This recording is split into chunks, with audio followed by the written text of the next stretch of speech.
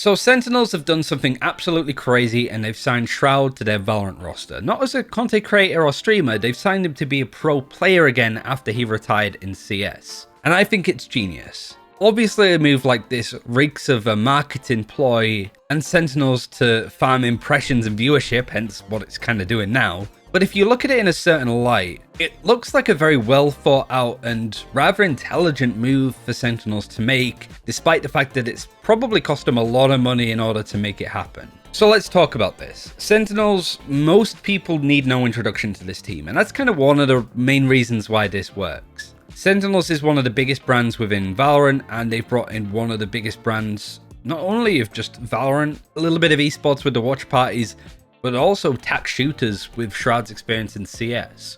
He was one of the first to really go from being a professional player to being a content creator, but to see him come back again is a really interesting move. But the reason why I think this is smart is it has a lot to do with the franchising. Next year, Valorant is going to franchise into 3 major leagues. One in America, both North and South, EMEA, which is going to be the best one, of course, and also like the Asian region, which involves Korea, Japan, the APAC region, Southeast Asia, and I think maybe China as well. And much like a lot of other leagues, like the Overwatch League, or in a more accurate, easy to understand way, the LCS and the LEC, a lot of organizations want to be involved in those leagues because it makes them a lot of money, it's consistent, and with how much these orgs have invested into Valorant already, they want a slice of that pie. So I tweeted out saying that signing Shroud for LCQ does more for Sentinels' chances of being involved in a North American franchise than it would if they won LCQ, qualified to Champions, or even did well at Champions, maybe even winning it. And I both like and dislike that this is a thing.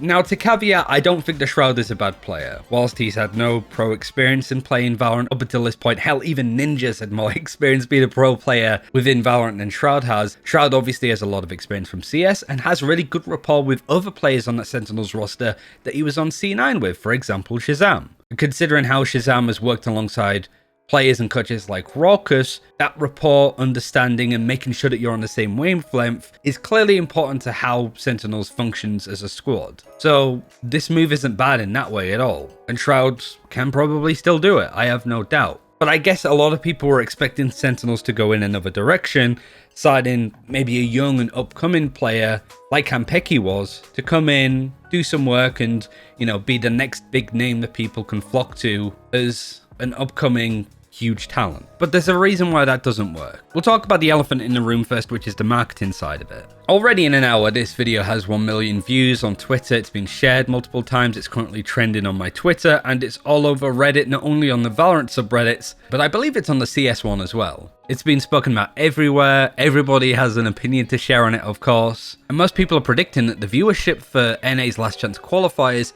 is going to be a lot higher now that Shroud signed to this team. It's not the first time that Shroud's been involved in stuff like this. Obviously, he was one of the streamers that moved over to Mixer in a multi-million-dollar deal. And even Riot have kind of used Shroud himself for their own stuff. Being a watch party for their esports events has really helped the viewership of VCT, maybe help them get better sponsors, set themselves up to be in a solid position for franchising next year. So clearly Riot like Shroud. They want Shroud to play their game. So from that perspective, Sentinels can sign one of the biggest streamers on the Twitch platform with one of the biggest tac shooter audiences that isn't necessarily endemic to Valorant itself. They can turn to Riot and say, not only have we signed one of the biggest influencers to be on our team, we are also one of the biggest brands and organizations within Valorant, even despite the fact that we've been underperforming. When you look at players like Tens, Shazam, the audience that those players have, it comes as no surprise that Sentinels have such a big audience with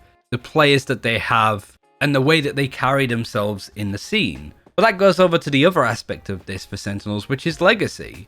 The reason why Sentinels have a big audience is not only because of the players being so good, but also those players were top of their game not too long ago. They were competitive in 2020, really came into their own with 2021. Tens comes onto the roster, they go to Reykjavik, the first international event, and absolutely dominate everyone. It's been a downward slope since, but you can never take that away from Sentinels, that they were the best team in the world at a point, even though it's kind of hard to really pit them against other regions when we didn't have international events. But the first one, they were dominant on. And realistically, those Sentinels coming into LCQ, them qualifying for champions and them even winning champions, add anything more to what they already have had? Because that's the biggest argument I get against this point. To quote one of the responses, why would Sentinels throw away a shot at still winning champions, or at least attending the biggest tournament of the year? And my answer to that is, the biggest tournament and event of this year pales in comparison to what next year and the year after that and the year after that is going to look like in comparison. Not that this year doesn't matter, but next year is what the teams are salivating about. If you were to give teams an option of, you win champions this year, you get a lot of money, you get a lot of accolades, but you're not going to be involved in franchising of our leagues in 2023, or you give them the option of, you embarrass yourself this year in VCT, kind of like Sentinels have, but you get in for franchising next year, every organization is going to pick that second option, because that's the long-term goal.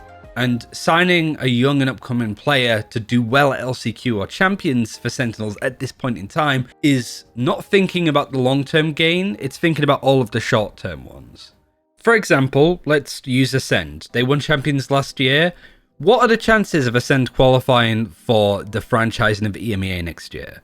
Like, realistically, how high do you guys think it is? Because you compare it to G2, Team Liquid, Na'Vi, BBL, Fnatic, Vitality, Koi. Even though Ascend won the World Championship last year, it still doesn't make them head and shoulders above some of the other options that they have to compete against. So realistically, do you think that the Champions winner of this year is going to be an absolute shoo-in for franchising? Because I don't necessarily think it is.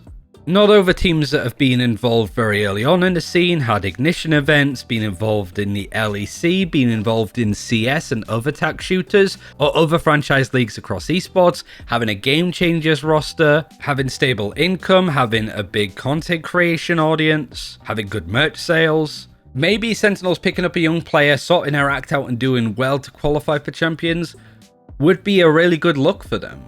But I can guarantee you that it's not going to get as much attention as Shroud being signed to their VALORANT roster already has. Actions speak louder than words, but Twitter impressions speak louder than actions in this case. So that's like the biggest argument of why Shroud. The audience that he brings in, the fact that I don't think it really benefits Sentinels to do well at LCQ. Hell, even if they bottom out, losing 2 series and don't go very far at all in LCQ, which is probably what people are expecting, it still gets a lot of eyes and interest on a team that right now people shouldn't really be paying that much attention to. But speaking of short-term gains, you have to look at why Shroud's been brought into this team. Who's leaving? Well, it's a hiatus for Sick. He's currently out of the team for mental health reasons and family stuff, so he's taking a break, and Shazam said pretty early on that we're not going to be seeing Sick at Last Chance qualifiers. So then who does that leave for Sentinels? What kind of player could you pick up and bring in? Well, you can't bring in any other players that are currently in VCT doing well, for example, in Optic,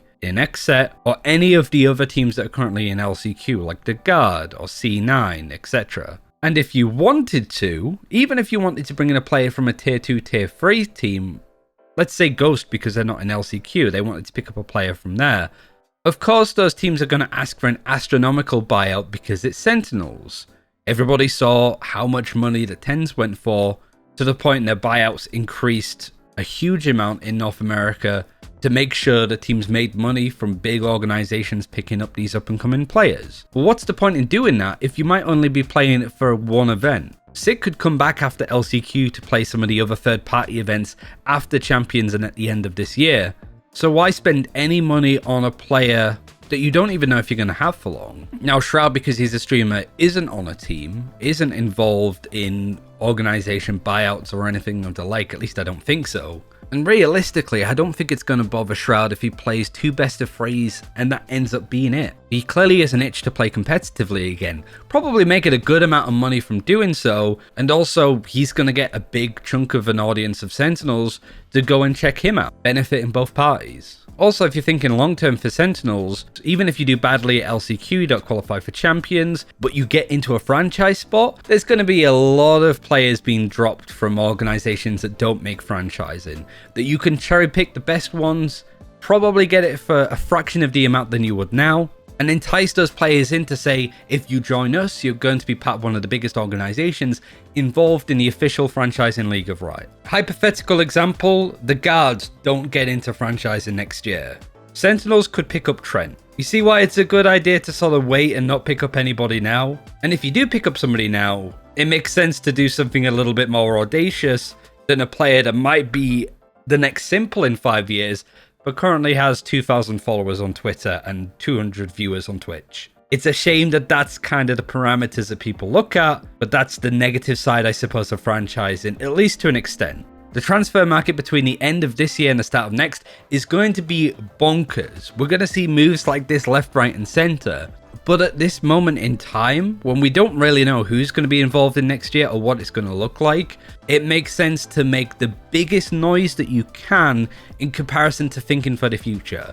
Because Sentinels don't know if they're going to be part of the future. Even if they're not involved in the franchising of next year, they can still benefit a lot by having Shroud as part of their brand. Which kind of goes into the question, is it enough for Sentinels to actually be considered for franchising next year? Then the answer for that is a considerable yes. I would be surprised if they weren't involved. Sentinels have been in from day one. They've been one of the biggest organizations with the players. They've been top dogs, or at the very least they've been consistent in North America, getting worse and worse, but at least still playing at that tier 1 level. Not making playoffs at all in 2022 is shambolic by Sentinels' standards, but you look at some of the other teams that have risen and fallen in other regions, the fact that Sentinels is still here with the same roster is impressive. And even teams like Gambit that have been around for the longest time are looking to make changes because the game is so inconsistent and there's so much young talent coming up that's surprising everybody.